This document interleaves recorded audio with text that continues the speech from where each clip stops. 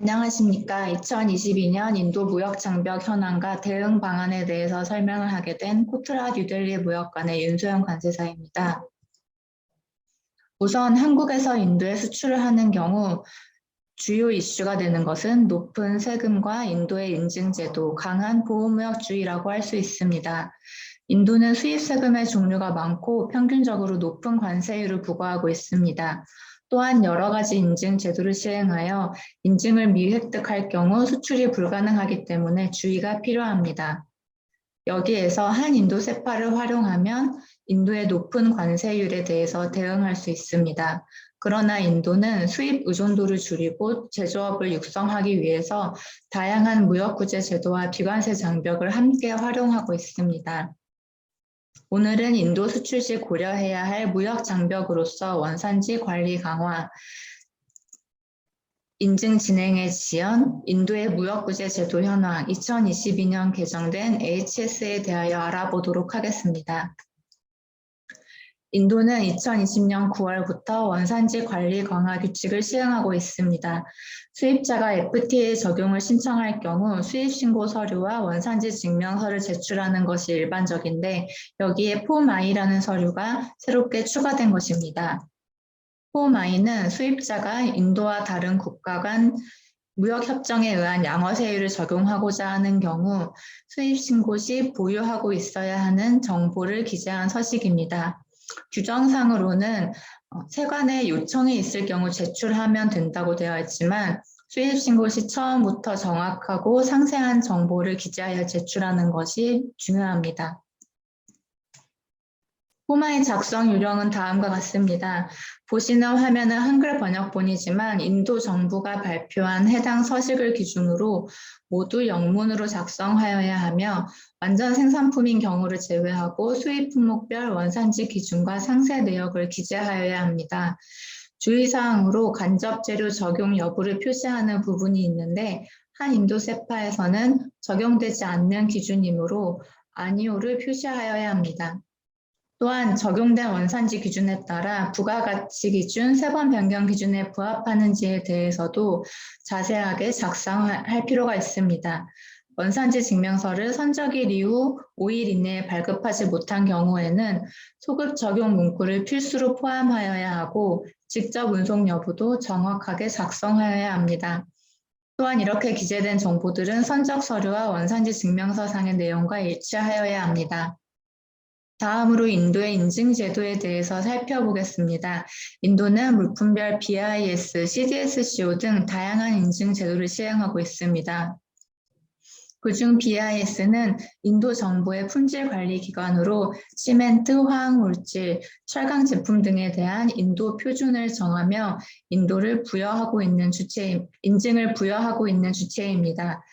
BIS 인증 제도는 선택사항이 아니기 때문에 인증 대상으로 지정된 물품은 인도 내 판매하거나 수출하기 위해서는 필수적으로 인증을 받아야 합니다.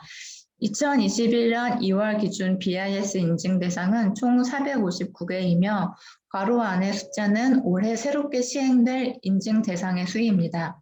보시는 바와 같이 철강과 화학 제품 중심으로 확대가 될 예정입니다. BIS 인증 절차를 살펴보도록 하겠습니다. ISI 마크 인증을 받아야 하는 스캠1의 경우 인증 신청서와 제품 정보를 함께 제출하여 신청이 접수되면 BIS 담당자가 해외 제조 공장을 방문하여서 그때 채취한 샘플을 BIS 지정 연구소에 보내 적합성을 확인하게 되면 인증 획득이 완료됩니다. CRS 의무 등록 제도라고 하는 스캠2는 신청자가 온라인에서 계정을 생성하여 물품의 표준에 대한 적합성을 스스로 증명하도록 하는 제도입니다. 제조 공장 방문 없이 신청서와 함께 BIS 지정 연구소로 샘플을 송부하여서 실험 결과 보고서를 발급받아 온라인으로 제출하면 인증 취득이 완료됩니다. 샘플 송부 절차 외에는 온라인으로 진행되고 있으므로 평균적으로 3개월 내에 취득이 가능합니다. 그러나 보시는 바와 같이 스캠1의 경우에는 현재 코로나 상황으로 인해 해외의 제조 공장 실사가 수월하지 않기 때문에 실질적으로 인증 진행이 중단되었다고 볼 수 있습니다. 스캠 1은 크게 3단계로 나눠져서 각 단계를 병행하면서 진행하여 총 6개월에서 9개월 정도의 기간이 소요되는데 현재 해외 공장 실사 담당자 지명과 실사 단계의 진행이 불가능하므로 신규로 시행되는 인증 대상 물품은 인도 수출 가능 여부가 불확실해지고 있습니다. 대응 방안은 다음과 같습니다.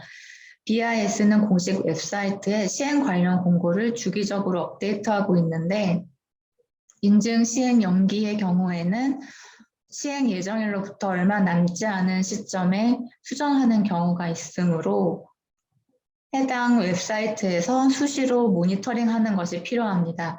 또한 BIS 인증 시행 연장을 요청하고자 할 경우에는 BIS에 요청을 하는 것보다 인도 수입자 또는 최종 소비자가 화학부, 철강부 등 물품을 주최하는 부서에 직접 요청하는 것이 효과적입니다. 또한 신청 서류 접수 순서에 따라 추후 제조 공장 실사 방문이 정해질 것으로 예상되기 때문에 사전에 인증 신청을 빨리 해놓는 것이 도움이 될 것으로 생각됩니다. 다음으로 인도의 무역구제 제도에 대해서 살펴보겠습니다. 무역구제 제도란 특정 수입 물품의 증가로 국내 산업에 피해가 있을 경우 해당 피해를 구제하기 위해 취해지는 조치를 말합니다. 종류로는 반덤핑 관세, 상계 관세, 세이프가드 등이 있습니다. 다음과 같이 물품 가격과 세금을 예로 들었을 때 반덤핑 관세는 기본 세율에 의한 관세에 추가로 부과되며 FTA 협정에 의한 관세 등은 적용할 수 없습니다. 그러므로 인도의 세금 체계를 고려하였을 때 예를 들어서 1톤당 반덤핑 관세 140달러가 부과되었다고 가정하면 기본 세율에 의한 세금보다 14% 정도의 세금이 더 부과되는 것입니다. 인도는 국내 산업보호 정책으로 무역구제 제도를 활발하게 활용하고 있는 경향이 있으며 2020년에 게시한 조사 건수는 100건으로 가장 많았고 2022년 1월 1일 기준으로 조사 중인 건수를 포함하여 인도가 전 세계를 대상으로 시행 중인 건수는 265건이며 한국을 대상으로 시행 중인 건수는 17건으로 다른 국가에 비교하면 상당히 많은 편입니다. 인도의 무역구제 제도의 특징과 대응 방안에 대해서 살펴보겠습니다. 인도는 주로 아시아 국가 대상으로 철강, 화학제품 위주의 무역구제 제도를 시행하고 있고 동일한 제품에 대하여 여러 형태의 관세를 중복 부과하기도 하고 부과기간 종료 1년 전에 제조사를 게시하는 등 여러 가지 제도를 활용하고 있습니다. 또한 최근 관세법 개정 사항과 부과 경향을 살펴보면 2021년 관세법 개정을 통해 외국 수출자 또는 제조자가 제출할 의무가 있는 수출 관련 질의서 양식을 간소화하였고 반덤핑 관세 및 상계 관세 흡수 행위 관련 조항을 신설하였습니다. 그 조항으로 인해서 부과 조치에 효과가 없다고 판단되는 경우에는 추가 조사를 하게 할 수 있고 부과 형태나 금액을 변경할 수 있게 되었습니다. 이러한 개정은 조사 및 부과 절차를 효율적으로 하기 위해 상세한 것으로 볼 수 있습니다. 그러나 최근 조사 및 최종 판정의 경향을 살펴보면 인도 재무부의 미부과 결정 또는 부과 명령 기한 초과 사례가 증가하고 있는 것을 알 수 있습니다. 그 이유는 여러 가지가 있겠지만 인도 내 해당 물품을 소비하는 산업의 요청 등에 의한 것으로 보고 있습니다. 그러므로 조사 당국인 대외무역총국의 최종 판정이 발표된 이후에도 약 3개월간 실제 부과 여부를 살펴볼 필요가 있습니다. 또한 우리 기업들은 대외무역총국의 조사 동향을 항상 모니터링하고 조사가 개시된 경우에는 혐의가 없음을 적극적으로 소명하는 방안을 마련해야 합니다. 이 경우 관련 전문가의 자문을 받는 것도 좋은 방법이라고 할 수 있습니다. 또한 인도는 절차적 요건을 중시하므로 법에 규정된 기한과 서류 양식을 꼼꼼하게 살펴보아야 합니다. 조사 과정에서 적극적으로 소명하지 않는 경우에는 사용 가능한 불리한 근거에 의해서 더 많은 관세가 부과될 수 있으므로 빠르고 적절한 대응이 중요합니다. 마지막으로 2022년 개정된 HS와 관련 이슈를 살펴보도록 하겠습니다. HS 코드란 국제무역에서 거래되는 모든 품목에 대하여 6자리까지 공통으로 사용되고 있는 분류 체계표라고 할 수 있습니다. 기본적으로 HS 협약에서 정해진 규정에 따라야 하는데 정확한 HS 코드를 확인하기 위해서는 직접 웹사이트 등을 통한 확인, 관세사 등을 통한 확인, 행정기관의 심사 제도를 활용하는 방법이 있습니다. 그러나 종종 각 국가마다 HS 협약에 대한 해석의 차이가 발생할 수 있으므로 주의하여야 합니다. HS는 약 5년마다 주기적으로 개정을 시행하고 있으므로 개정에 대해서도 관심을 가져야 합니다. 2022년부터 새로운 개정 내용이 적용되는데 우선 주요한 내용을 살펴보면 HS 코드의 수가 증가하였고 기술 발전으로 인해 등장한 새로운 상품을 명확하게 분류하도록 개정되었습니다. 예를 들어 신기술을 포함시켜 반도체의 범위를 확대하였고 사용되는 곳에 따라 다른 HS 코드로 분류하였던 평판 디스플레이 모듈을 위한 HS 코드가 신설되었습니다. 또한 폐기물의 국가 간 이동에 대해 규정하고 있는 바젤 협약에 근거하여 전기전자 제품의 폐기물을 명시하고 수송기기를 분류하는 17부 내에 무인기, 전기차, 하이브리드 차를 분류할 수 있도록 구체화하였습니다. 동일한 물품에 대한 HS 해석의 차이가 발생하면 국제 분쟁으로 번져지기도 합니다. 예를 들어 인도세관에서 수출 물품에 대하여 수출자가 확인한 HS 코드와 다르게 분류할 경우에는 인도 수입자의 관세 부담의 증가 위험이 있고 기존에 수입된 물품에 대해서도 추징될 가능성이 있습니다. 이러한 위험을 줄이는 방법으로는 한국에서 수출 전에 사전심사 제도를 활용하여 HS 코드를 확인받고 추후 근거 자료로 제출할 수 있도록 준비하는 것입니다. 또한 변경 후에 HS 코드도 한인도 세파를 적용할 수 있는 물품에 해당하면 한국에서 원산지 증명서를 발급할 때 표시되는 HS 코드 변경을 요청할 수 있습니다.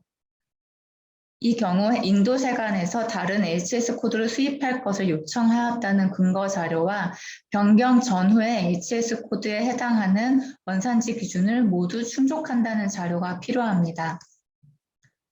마지막으로 HS 분쟁이 발생하는 경우에 한국관세청에서 운영하고 있는 HS 국제분쟁신고센터 또는 코트라의 FTA 활용지원센터를 통해 대응 방안을 확인하거나 지원을 요청할 수 있습니다. 지금까지 보신 바와 같이 인도의 통상 환경은 인도 정부의 보호주의 정책과 복잡한 행정 절차 등으로 인해 불확실하고 열악하다고 볼 수 있습니다. 그러나 인도와 무역 협정을 체결하지 않은 미국, 중국과 비교하였을 때 한국은 한인도 세파라는 무역 협정을 활용하여 관세 장벽을 보다 낮출 수 있으므로 상대적으로 경쟁력을 확보할 수 있습니다. 또한 앞에서 살펴본 바와 같이 평소에 관심을 가지고 인도 무역 장벽에 대해 사전에 준비한다면 인도 진출이 조금 더 수월해질 수 있다고 생각합니다. 한인도 세파 관련 또는 통관 관련 문의사항이 있으시면 뉴델리 무역관으로 문의 주시기 바랍니다. 감사합니다.